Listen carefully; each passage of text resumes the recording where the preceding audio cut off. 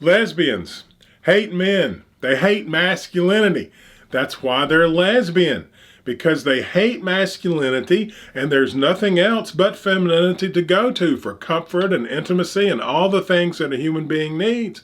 And so when they were very young, they were hurt horribly, horribly by masculinity. Probably, most often a father or some other male, to the point to where they cannot feel comfortable in the presence of the masculine at all. It's repulsive to them, and it feels like a horrible, horrible threat.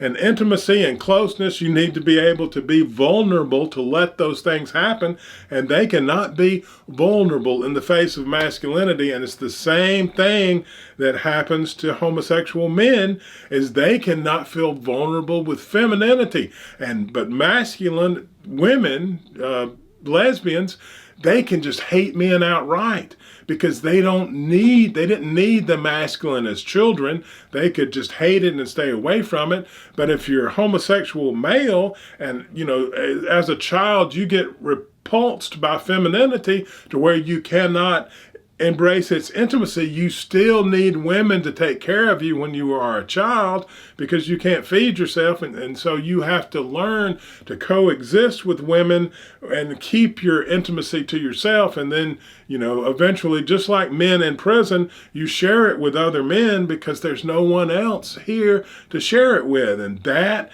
is how people become homosexual. And they can't change it just on a dime, if they even want to change it. I mean, why should they? If it's working well for them and they're only with other adults, it doesn't even matter. But that is what's going on, and it's something that happens to people in this world, and it's painful and it's hard.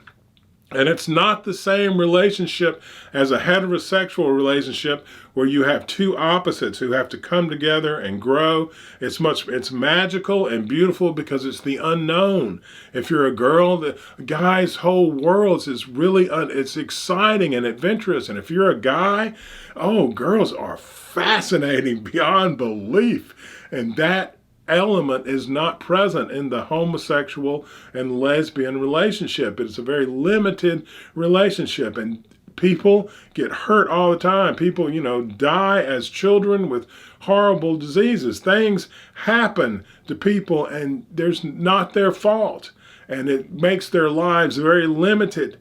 That's just how that is. And the people who don't die of childhood diseases, who learn to embrace the opposite, get to move on, and they're just lucky. It's not because they're better, it's because they're lucky. And for humanity to move on, we have to let them move on, because if we stay mired in all of the problems that are part of humanity, then we won't move forward. Yes, we need to do what we can to fix those problems because they are part of us.